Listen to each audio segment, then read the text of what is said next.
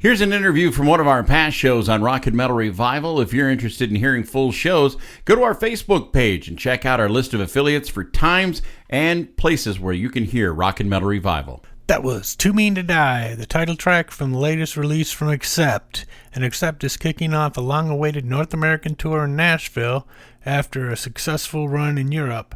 And with us today, we welcome back Accept guitarist Wolf-Hoffman.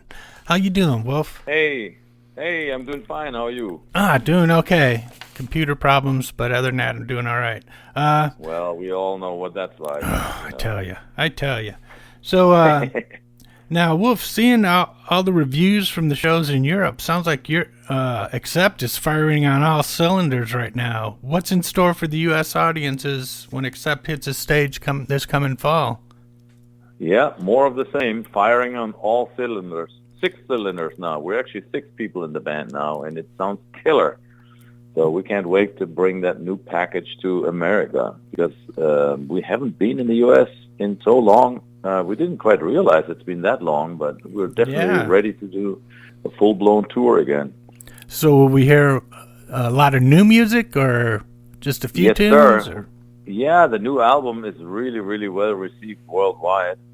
So we're playing quite a few tracks of the new album, probably about 4 or 5. And then, of course, we always have a good amount of classics from the 80s. So I'd say it's probably 50-50 of vintage material and from the new era with Mark Tanillo, which has been super successful as well. So, yeah, and we might even change it up from town to town a little bit. Oh, nice. Now, I actually got the vinyl copy of Too Mean to Die, and I got the cassette too, actually.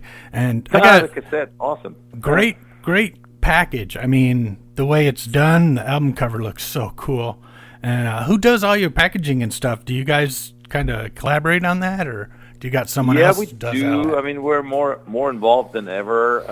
Especially these last few albums, I've been personally involved, and we have several designers. The last couple or 3 albums have been done by this guy in Hungary. Don't ask me to pronounce his name, but yeah, we have designers we work with. Yeah. Nice. Now, when Phillips, how do you pronounce it? Schaus?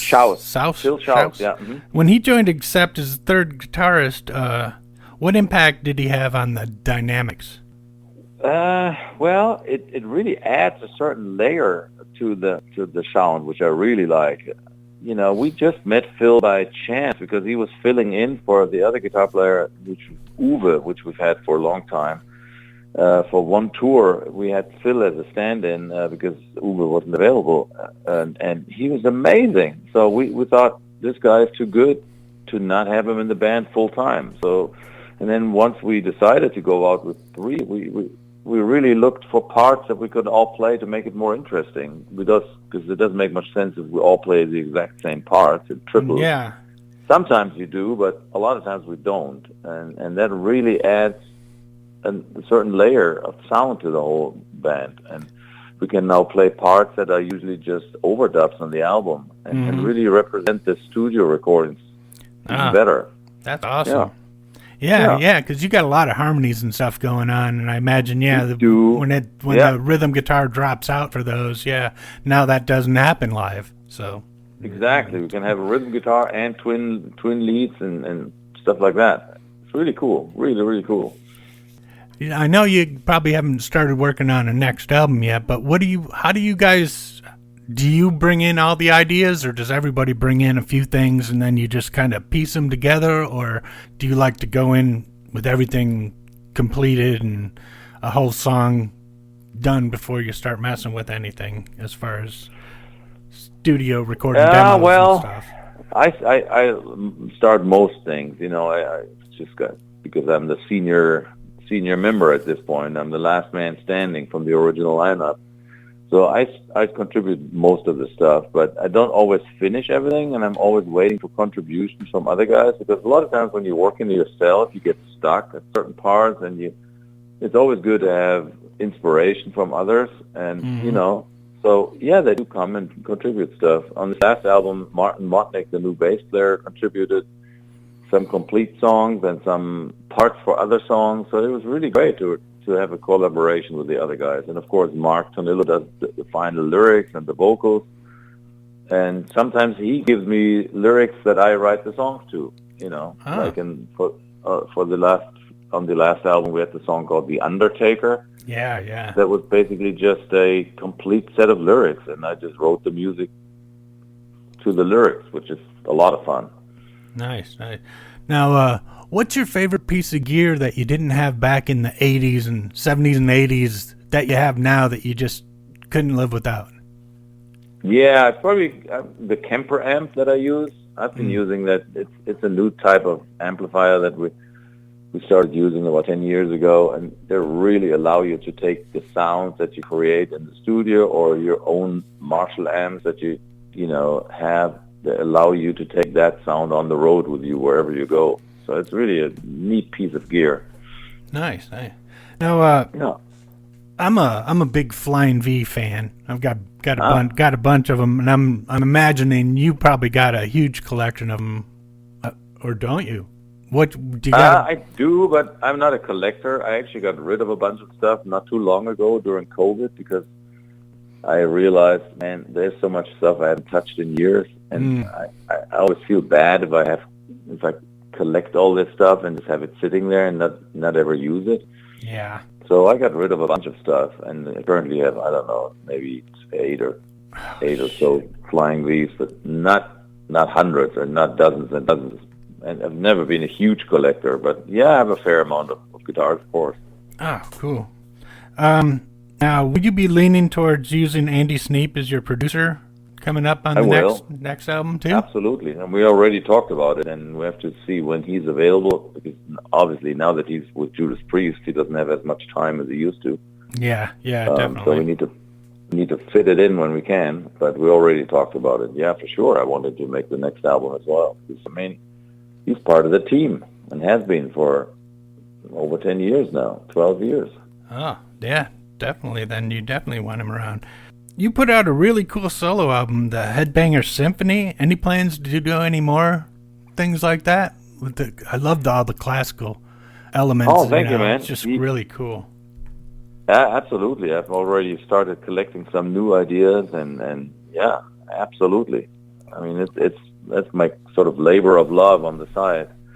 I mean, Accept is always going to be the bread and butter, and certainly number one on the list when it comes to, how do I dedicate my time. But any free moment that I have, and any time that I want to do something, that's different, then I definitely reach for the classical stuff, because that's always been my, hobby sounds wrong, but it's definitely been my obsession. Yeah. What is it about classical music that goes so good with heavy metal? I mean, is it the power? Well, it doesn't really always go so well. The trick is to find the pieces and the parts that do go well. But if you do find the right pieces to play, then it's amazing. It can really work well, because some elements of classical music are really sort of so powerful and so metal in it. And of course, played at the time with their instruments and all that, but they're very, very, very much metal. The metal of the day, of the 1800s or whenever, Yeah, so, really. But the trick is to find the right pieces and to play, and then of course I always restructure the pieces. I never play them, or hardly ever play them as they were written. I always take certain segments and then build my own stuff around it. So it's, I take a lot of liberties when I do this stuff. I'm not really a classically trained guitar player or anything. Yeah. Well, they really turn out cool. I really like listening to that. And now, being the only original member left in the band, has there been any thoughts of maybe doing an autobiography or anything about the band? The whole history of the band? I've been asked so many times, but I wouldn't enjoy that. I don't really like digging in the past so much, to be honest. I don't enjoy living in the past or thinking about the past so much. I always think ahead and forward. I'm in the here and now, and not so much the past, to be honest. Yeah. So what's been done is done, and I want to let it sit. So an autobiography doesn't really, or a biography about Accept, doesn't really doesn't sound like something that interests me much. Okay, totally get that. What was the first song you heard that made you want to play guitar? Can't remember, man. It's been too long, but I know that the first metal band, and I mean, I grew up listening to bands like Status Quo and Deep Purple. I mean, can you believe Status Quo were considered heavy back in the 70s? Oh yeah. And of course, there was like maybe the guitar player that influenced me the most early on was Richie Blackmore from Deep Purple. Mm-hmm. Okay. So that was a big influence, and then a little later it was AC/DC and Judas Priest, and those three bands are probably the main influence on our music and my style of playing and the way we write songs. And I'd say Judas Priest, AC/DC, and Deep Purple were the main influences. Okay. What, as a guitarist, what keeps you excited and inspired to keep creating? The fact that it's always fun to come out, when you write songs or write albums, it's a huge challenge to write something that you haven't done before, but at the same time, it's new. Yeah. It's new, but it's not too different from, I want it to sound like Accept, and I want it to sound like an idea I could have had 20 or 30 years ago. That's usually my motto when so I'm not trying to ever change too much, but at the same time, it can't be too similar to something we've already done. Yeah. And then it itself is not so easy, but it's a lot of fun when you come up with new and exciting ideas. And I don't know, man, it's just when you like what you do, it doesn't never seem like work or anything. Yeah. Well, I get that.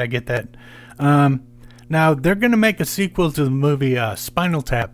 Do you have any Spinal Tap moment you think could go in that next movie? Oh, God. I guess every band had Spinal Tap moments. Are they really doing a sequel to it? I think That's so, awesome. yeah. That's what they just said in the news, and that would be really cool. It would be so cool, yeah. Oh, my God, yeah. I can't tell you how many times we've said this Hello Cleveland kind of thing where we couldn't find the access or the entry to the stage,